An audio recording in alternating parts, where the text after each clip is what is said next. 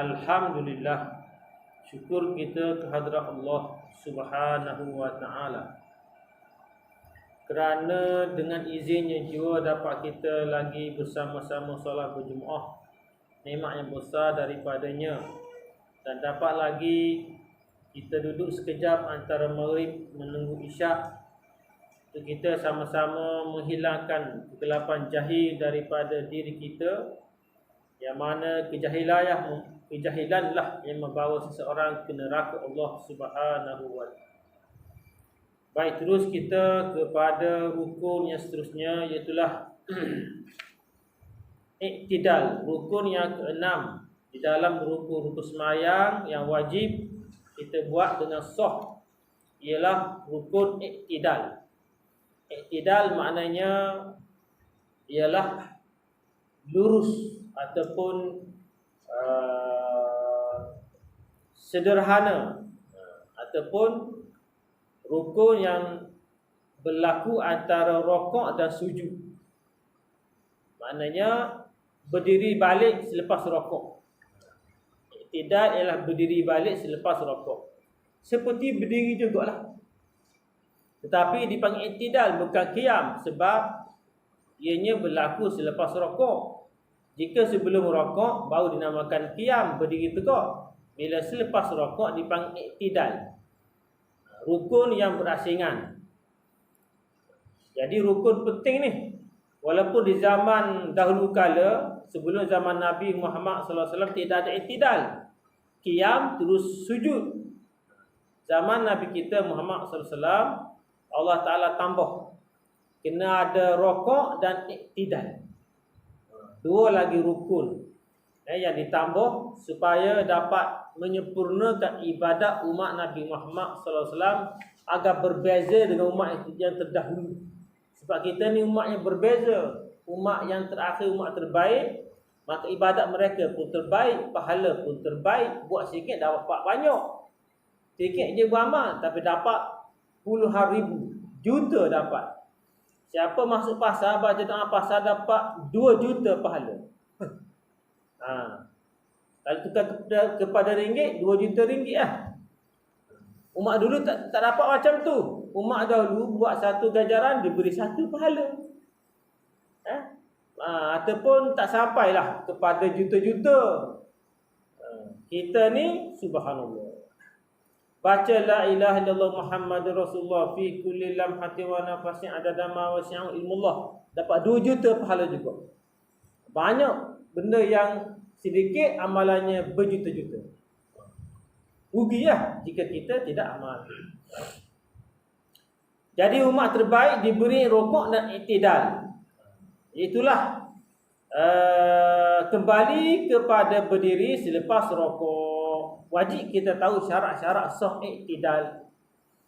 Yang pertama, syarat-syarat iktidal ialah sesudah sempurna rokok, wajib sebelum iktidal, sebelum bangkit daripada rokok, biar rokok tu sah dulu. Macam mana sah rokok? Sah rokok seperti sebelum lah, syarat-syarat sah rokok. Kena ada tumakninah ketika rokok. Cukup dah. Walaupun tak baca subhana rabbil azimi wa bihamdih, itu sunat. Yang wajib ialah rokok dengan tumakninah.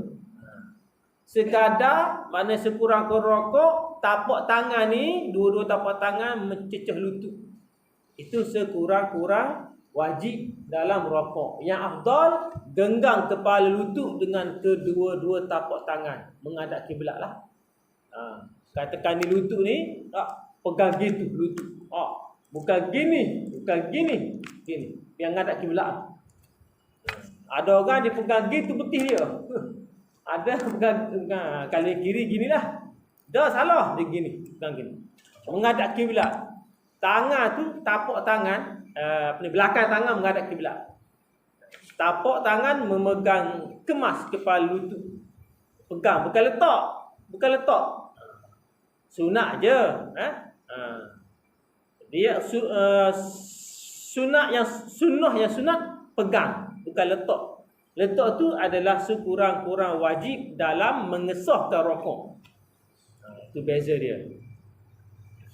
Yang pertama, sempurna rokok barulah boleh iktidal. Jika tak sempurna rokok, kena rokok balik.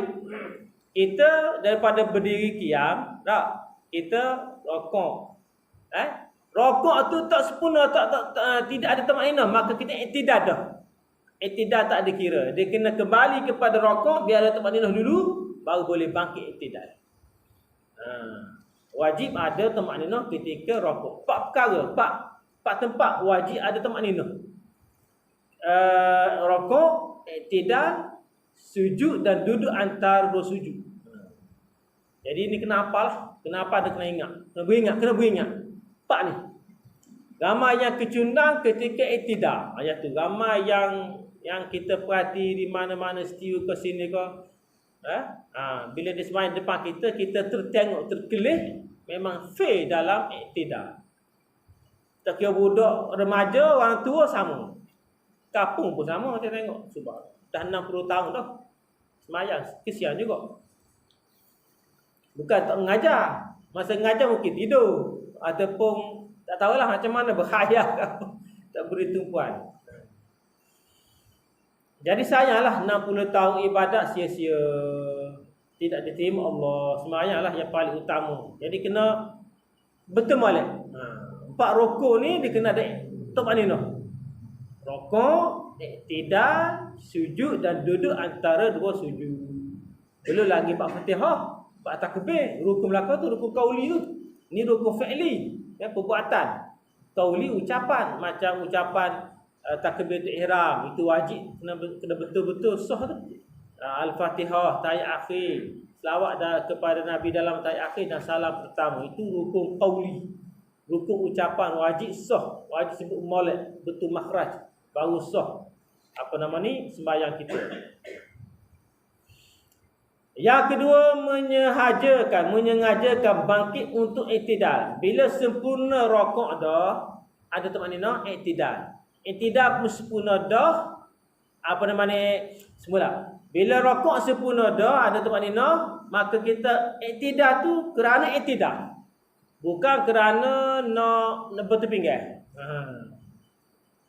Rokok molek, bangkit daripada rokok, dengan niat nak berterpinggir, lama rokok. Lama rokok, letih rokok, berterpinggir. Di tengah berterpinggir tu, iktidal lalulah. Senang. Salah. Tidak sah. Sebab dia bangkit daripada rokok bukan iktidal. Dia bangkit kena sakit pinggang. Jadi niat tu kena molek. Niat kena balik. Aku bangkit ni kerana iktidal ni, bukan kerana sakit pinggang. Niat tu kena balik lah.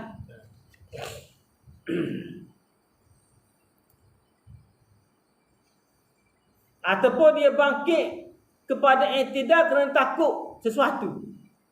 Takutlah. Takut mana bukan kerana iktidal, maka tidak sah juga. Macam kita daripada qiyam nak rokok, takut orang pekong rok. Tak boleh juga. Ni rokok kerana takut orang pekong, dia pun rokok. Dia pun tunduk. Pulau-pulau tunduk, niat lalulah rokok. Rokok lalulah, tak sah. Jadi niat tu penting untuk menentukan sahnya amalan. Sebab tu niat kena jaga tu. Sayyidina Ali radhiyallahu anhu beritahu, kamu kena habiskan seluruh masamu untuk betul niat aja. Niat tu kena betul. Betul niat beres kehidupan. Amalan beres, semua beres. Akidah beres, semua beres. Semua comel. Jika niat betul.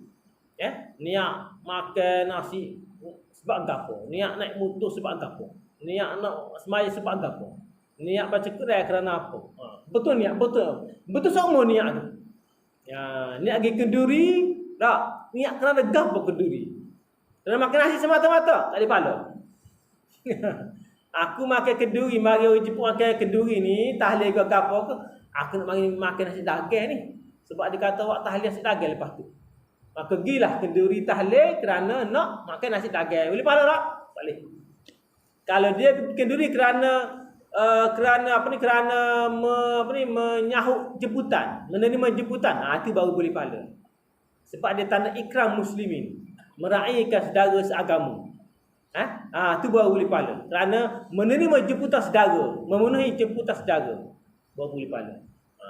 Kalau pergi semata-mata nak pergi makan, tak boleh pahala. Baca Quran semata-mata nak berhabis masa lapang, tak boleh pahala. Baca Quran kerana baca Yasin kerana rutin malam Jumaat, tak boleh pahala. Baca Yasin umum malam Jumaat, tapi kerana rutin, kerana hari Jumaat kan hari baca Yasin. Tak boleh pahala juga. Dia kena betul lah, aku baca Yasin kerana perintah Allah membaca Quran. Kerana perintah Nabi suruh baca Yasin malam Jumaat. Jangan kata bid'ah pula. Ada set baru ni, set Wahabi ke apa, dia kata bid'ah baca Yasin malam Jumaat. La ilaha illallah. Tengah jadi habis kali. Baca Yasin malam Jumaat sunnah Nabi. Ada hadis. Memanglah saya tak guna hadis dhaif. Semua hadis sahih. Dia tak tahu hadis dhaif boleh pakai untuk fadilah. Hadis dhaif bukannya tak boleh pakai untuk kelebihan. Kelebihan membaca Yasin malam Jumaat boleh gapo? Banyak kelebihan dapat. Hadis kelebihan boleh amal walaupun dhaif. Dhaif hadis bukan Nabi dhaif. Dhaif hanya perawi yang dhaif. Perawi hadis saja yang dhaif. Gapo dhaif? Dhaif ni ialah lemah. Dikira hadis dhaif kerana perawi yang meriwayatkan hadis itu dhaif. Apa? Kerana tak cukup sifat yang adil. Macam mana tu? Mungkin dia yang merawikan hadis dia tak pakai piyah. Bila tak pakai piyah, maka dikira hadis yang dirawikan dhaif. Hadis comel daripada Nabi sallallahu alaihi wasallam, tapi kerana sifat perawi itu yang tidak amal sunnah, tak pakai piyah, masuk masjid kaki kiri. Itu tanda-tanda hadis, tanda-tanda perawi hadis yang boleh dikatakan hadis yang dirawi itu ialah dhaif. Dhaif. Bukan hadis bukan hadis. Perawi hadis. Jangan salah fahamlah. Sebab ulama-ulama tarikat, ulama sufi yang hebat-hebat mengatakan semua hadis dhaif adalah sahih. Ulama dah. Sebab mereka nampak hakikatkan.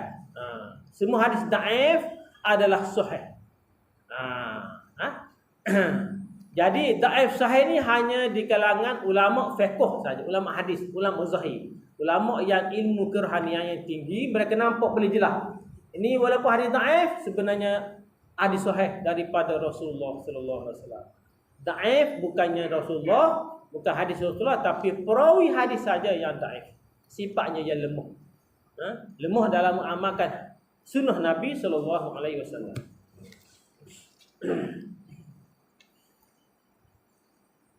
Jadi kena bangkit daripada iktidal dengan niat untuk semata-mata iktidal, bukan kerana lain. Yang ketiga, berdiri betul. Berdiri itu tegak. Macam berdiri tegak sebelum rokok. Jadi selepas rokok pun masa iktidal kena berdiri tegak lurus. Baru dikira sah iktidal. Kalau bangkit berokok masih lagi dalam keadaan macam rokok, baru sujud, tak sah iktidal. Pastikan iktidal itu betul-betul berdiri sebelum rokok. Berdiri tegak lurus. Kecuali dia uzur lah. Uzur, bokok, tak boleh nak betul bengah, tak apa. Itu dimaafkan. Ini sihat segar bugar, tiba-tiba macam rokok dia punya iktidal. Tidak sah.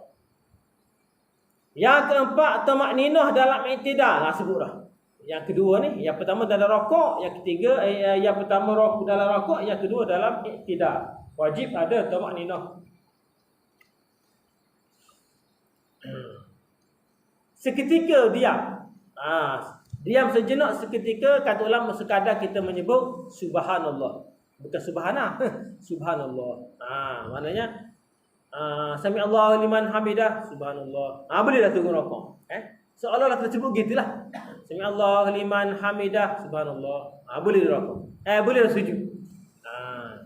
Sekadar menyebut subhanallah. Jangan terlalu cepat. Sami Allahu liman hamidah, subhanallah. Jangan. Sekadar kita sebut sederhanalah, subhanallah. Dah boleh sujud dah. Kalau lama tak apa. Yang penting mana dia kata sederhana. Subhanallah. Sudah boleh sujud. Yang kelima, iktidal adalah rukun yang pendek. Oleh itu janganlah dipanjangkan melebihi daripada zikir yang disunatkan, iaitu sekadar bacaan Al-Fatihah, kecuali pada bacaan kunut dan bacaan tasbih dalam sembahyang sunat tasbih. Antara rukun pendek dalam sembahyang dua, i'tidal dan duduk antara sujud dua ni. Kena ingatlah. Walaupun rukun pendek tapi kena ada tumaninah. Yang pertama i'tidal, yang kedua duduk antara dua sujud. Rukun pendek. Rukun ni adalah rukun yang paling pendek di dalam sembahyang. Jadi berapa pendek? Ya kena pendek sebab dia sebagai macam perantara antara rokok dengan sujud. I'tidal ni macam penyambung lah. Sebab dulu tidak ada i'tidal, terus qiyam terus sujud. Bila ada rokok, dia macam perantara, penghubung antara rokok dengan sujud. I'tidal. Maka kena buat jangan lama. Jangan i'tidal lama. Macam mana jarak lama dia? Bila kita berdiri i'tidal lama, cukup kita baca Al-Fatihah batal. Batal i'tidal. Batal sembahyang tu. Jangan berdiri lama i'tidal sehingga kita sempat baca Al-Fatihah ketika i'tidal. Bukan baca Fatihah lah, maknanya kadar kita berdiri lama tu boleh sempat baca Fatihah. Lama berdiri. Katakan baca Fatihah tu berapa saat? 50 saat, 40 saat. 40 saat lah. 40 saat baca Fatihah. 40 saat kita berdiri i'tidal, batas sembahyang. Batas sembahyang. Dia kata jangan dipanjangkan melebihi daripada zikir disunatkan, itu sekadar baca Al-Fatihah. Maknanya jangan melebihi sekadar baca Al-Fatihah. Kalau 40 saat baca Fatihah, jangan 41 saat. Cukup sekurang-kurang 40 saat saja. Berdiri i'tidal barulah, jangan sampai 41 saat. Bila sampai 41 saat batal i'tidal. Maka batal i'tidal, batal lah sembahyang. Antara perkara batal sembahyang banyak, antaranya ialah i'tidal tu lama. Duduk antara dua sujud lama. Melebihi kadar baca tertentu. Jika i'tidal melebihi kadar baca Al-Fatihah yang sederhana lah. Baca orang sederhana, batal sembahyang. Jadi tak perlulah lama-lama. Boleh lama bila baca kunut. Kunut nazilah. I'tidal kan kunut kan? Dilarang berdiri lama ketika i'tidal, dilarang. Jika sampai melebihi kadar baca Al-Fatihah, batal sembahyang. Jadi kena pendek. Kena pendek ketika berdiri i'tidal, kecuali bila baca kunut. Bila baca kunut tak apa. Lama atau mana pun tak apa. Dimaafkan. Bila baca kunut, nazilah dan sebagainya lah. Kunut tak semestinya kita baca Allah mahdina fi mahdait sampai sampai sebelum sawak tu apa? Nastaghfiruka wa natubu ilaik. Sampai situ nak sambung lagi, nak tambah kunut lain boleh? Tambah kunut sendiri rumah panjang tu boleh? Tambah kunut sendiri, doa sendiri boleh? Boleh baca kunut panjang lama tak apa. Kunut dibenarkan i'tidal lama-lama, berdiri lama-lama. Dan satu lagi, sembahyang sunat tasbih. Sembahyang sunat tasbih boleh kita i'tidal lama-lama. Lama kan i'tidal kan? Sunat tasbih kan dibaca subhanallah alhamdulillah wa la ilaha illallah akbar wa la haula wa la quwwata illa billahil aliyyil azim. Ketika qiyam, ketika rukuk, ketika i'tidal lama tu baca 10 kali 10 kali 10 kali. Lama tak apa, dimaafkan ketika sembahyang sunat tasbih. Walaupun i'tidal tu rukuk pendek, maka dimaafkan bila sembahyang sunat tasbih ataupun ketika baca kunut. Bacaannya ketika bangkit daripada rokok bukan takbir. Asal takbir, Nabi sempat baca takbir bila Nabi semayang. Daripada rokok, Allahu Akbar, Nabi sempatlah. Kita sekarang daerah sebab berlaku peristiwa. Nabi SAW semayang biasanya lepas rokok, naik i'tidal, Nabi sebut takbir Allahu Akbar. Macam takbir perpindahan lain lah. Takbir intikal, zikir intikal yang semua Allah Akbar, Allah Akbar. Kecuali ketika rokok nak naik i'tidal, baca sami Allah liman hamidah, bukan Allah Akbar. Apa? Kerana satu ketika bila Nabi SAW sembahyang, Asal mereka pun tak ingat. Jadi Abu Bakar Siddiq hari tu terlewat hari tu datang mari masjid nak semayang bersama Nabi berjemaah. Bila Nabi tengah rokok, Jibril datang. Jibril kata tunggu sekejap. Sayyidina Abu Bakar sedang datang dalam perjalanan nak mari semayang. Disunatkan tunggu. Dalam rokok untuk makmum yang dijaga datang nak semayang bersama kita. Kira-kira dia sempat rokok lah. Maknanya dia mari tangguh dah. Masuk dalam sejid dah. Mana kita tunggu dalam rokok adalah sunat bagi imam. Imam bila semayang dua tempat dia sunat tunggu makmum.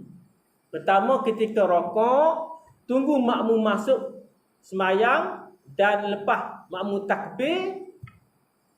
Rokok sekali tamakninah barulah imam boleh bangkit iktidal. Sunat bagi imam. Ini ilmu untuk imam lah. Sunat. Satu lagi ketika tahiyat akhir. Sebelum salam, bila dengar makmum nak mari semayang, lepas kaki dah tangga tu. Apa gitu supaya makmum tu sempat dia semayang berjemaah.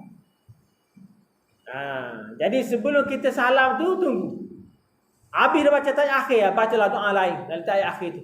Baca sehinggalah makmum tu angkat takbir, walaupun tak duduk boleh dah kita beri salam. Allahu Akbar, dengar makmum Allahu Akbar, kita pun Assalamualaikum warahmatullahi. Tak apa dah makmum tak duduk pun tak apa tu, dia sama sembahyang tak apa dah. Makmum lewat jelah. Tapi molek-moleknya biarlah makmum duduk dulu baru kita tu imam beri salam lah. Jadi dua tempat lah bagi imam tunggu. Jangan dipilih orang pula. Ni orang sesek dia pun tunggu dalam rokok. Tunggu. Dia orang yang dia sayang dia tunggu. Orang yang dia benci, ni aku marah dia ni, aku balah ni. Tak usah tunggu lah. Baru makmum nak takbir dia pun sami Allahu liman hamidah. Sengeleng dia. Sengeleng tak siwi. Makmum dapat rakaat. Hanya tu makmum. Tak salah. Jangan pilih dulu lah. Kita dalam rumah Allah Ta'ala ni. Jadi begitulah yang ulama ajar kepada kita. Nabi pun diajar oleh Jibril. Tunggu sekejap ketika rokok. Tunggu Abu Bakar Siddiq datang. Dia akan takbir rokok. Barulah bangkit. Baru bangkit. Jadi Abu Bakar Siddiq bila sampai di tempat sembahyang, Nabi masih lagi rokok. Abu Bakar kata apa? Alhamdulillah. Maknanya Abu Bakar Siddiq sempat sembahyang bersama Nabi dan sempat rokok bersama Nabi. Jadi Abu Bakar sebut Alhamdulillah, segala puji bagi Allah. Maka Jibril datang arahan daripada Allah Ta'ala, tukar takbir tu buat Sami Allahu liman hamidah. Allah dengar pujian hamba. Siapa dah? Abu Bakar Siddiq yang puji Allah kerana sempat rokok bersama Nabi sallallahu alaihi wasallam. Jadi Allah Ta'ala puji siapa tu? Puji Abu Bakar. Allah Ta'ala dengar Abu Bakar yang menyebut Alhamdulillah. Walaupun orang lain tak dengar. Abu Bakar Siddiq yang seorang saya sebut Alhamdulillah sempat aku rokok bersama Nabi sallallahu alaihi wasallam. Mungkin dalam hati ke Allah alam lah. Tapi Allah Ta'ala dengar. Terus beritahu Jibril sampai kepada Nabi SAW. Tukar. Tak usah sebut Allah Akbar, sebut Sami Allah liman hamidah. Allah Ta'ala dengar pujian hamba itu kepada Allah. Kerana sempat rokok bersama Nabi SAW. Hebat Abu Bakar. Allah Ta'ala puji terus. Maknanya dengan sebab perbuatan Abu Bakar Siddiq menjadi amalan di dalam sembahyang. Zikir bertukar, bertakbir jadi Sami Allahu liman hamidah. Sampai ke hari ini kita amal. Banyak amalan-amalan yang datang daripada sahabat. Macam azan kita daripada sahabat. Daripada Sayyidina Umar yang bermimpi azan tu. Sayyidina Umar bermimpi. Dan amalan-amalan lain banyak daripada sahabat-sahabat Nabi sallallahu alaihi wasallam. Jadi ada ulama, ada orang dia bangkit daripada rokok.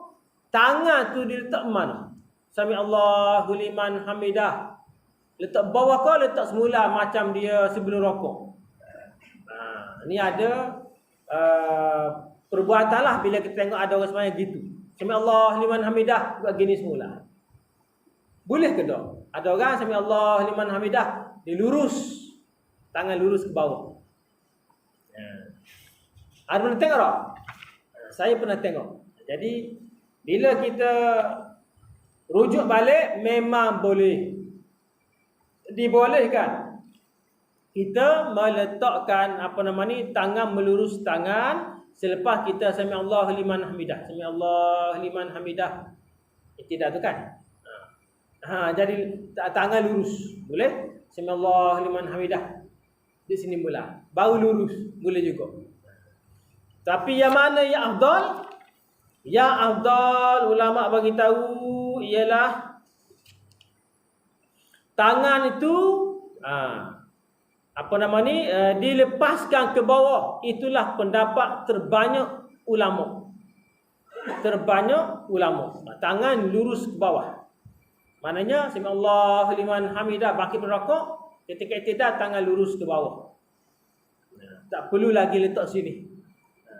Itulah yang disebut oleh jumhur ulama. Kebanyakan ulama lah, manakala 4 mazhab, 3 mazhab sebut gitu.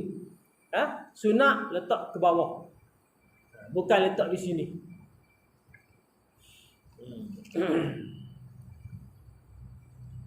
Sebelum lepas takbiratul ihram pun sama juga. Lepas takbiratul ihram, Allahu Akbar, letak sini lalu ke ataupun Allahu Akbar. Ada kan? Sembahyang. Kok sisa kan? Sisa macam gitu. Takbiratul ihram. Saja aku sembahyang fardhu maghrib, tak? Lillahi ta'ala Allahu Akbar. Ni biasa ketama. Yang satu cara lagi, saja aku sembahyang fardhu maghrib, Allahu Akbar. Dua-dua boleh. Dua-dua boleh. Dua-dua boleh. Maknanya boleh berlaku dua-dua tu. Tapi kata ulama, yang afdal ialah Allahu Akbar. Apa? Kerana pergerakannya kurang. Sebab ni banyak ni. Allahu Akbar. Banyak pergerakan. Jadi hakkan pergerakan. Terus Allahu Akbar. Hak pergerakan. Sebab lepas ni nak baca iftitah pula ni. Jadi lambat pula baca iftitah. Fatihah pula. Jadi kurangkan pergerakan. Itu yang afdal. Di Mekah, bila ada orang semayang, sesek kita lah, dia suka sangat tiru orang Mekah. Mentang-mentang pergi Mekah, balik perangai. Perangai. Dia mazhab lain, kita mazhab lain. Di sana mazhab rasmi, mazhab Hambali, kita mazhab Asy-Syafi'i, Imam Syafi'i, radhiyallahu anhuma. Jadi bila setengah orang pergi Mekah, dia semayang, dia balik rumah, bila Tok Imam kata Sami Allahu liman hamidah, Rabbana lakal hamd. Mesti dengar Mekah. Mekah kan gitu kan? Mekah dia tidak ada Sami Allahu liman hamidah. Bagi makmum tak boleh sebut Sami Allahu liman hamidah. Yang sebut orang sembahyang berdiri dan imam. Makmum tak. Makmum terus sebut Rabbana lakal hamd. Daripada rokok, i'tidal, Rabbana lakal hamd. Tidak ada Sami Allah liman hamidah. Itu mazhab dia lah. Wallahu a'lam ke mana dia ambil. Kita mazhab Imam Syafi'i ada 2 zikir. Yang pertama, daripada rokok, Sami Allah liman hamidah, berdiri tegak, baru baca Rabbana lakal hamd ataupun Rabbana walakal hamd. Dua boleh. Rabbana lakal hamdu boleh, Rabbana walakal hamdu. Tambah wa ataf dipanggil. Jadi boleh dua-dua lah. Jadi yang peliknya orang kita tiru. Bila kita tiru mazhab mereka, kita mazhab Syafi'i, tiba-tiba kita ambil mazhab Imam Hambali. Dan kita sembahyang ramai-ramai. Tunjuk orang, tak boleh. Kalau nak amal mazhab Hambali boleh, sembahyang seorang kat rumah. Jangan nampak ketidakserasian, ketidaksamaan, jangan berbeza dengan orang lain, jadi fitnah. Main seorang tak apa. Tidak ada masalah main seorang. Lebih-lebih lagi jadi imam. Jadi imam kena bawa mazhab Asy-Syafi'i. Jangan bawa mazhab lain. Kau tawarkan habis orang lain. Orang lain baca kunut, mazhab Syafi'i. Tiba-tiba imam tak baca kunut. Pola akal lalu. Jadi ada makmum yang tak faham, yang tak tahu, terus mufaraqah tu. Bahasa imam mazhab mana pun hari ni. Orang kunut itu baca kunut. Bid'ah. Jadi menimbulkan suasana yang tidak harmoni. Tak usah. Mazhab Syafi'i. Cukup dah. Mazhab yang paling banyak diamal oleh ulama seluruh dunia ialah mazhab Imam Asy-Syafi'i. Mazhab yang paling ramai keturunan Rasulullah SAW amal. Mazhab lain okey juga, sama je mazhab, tapi inilah mazhab yang paling ramai diikuti oleh keturunan Rasulullah SAW, ahli bait Rasulullah.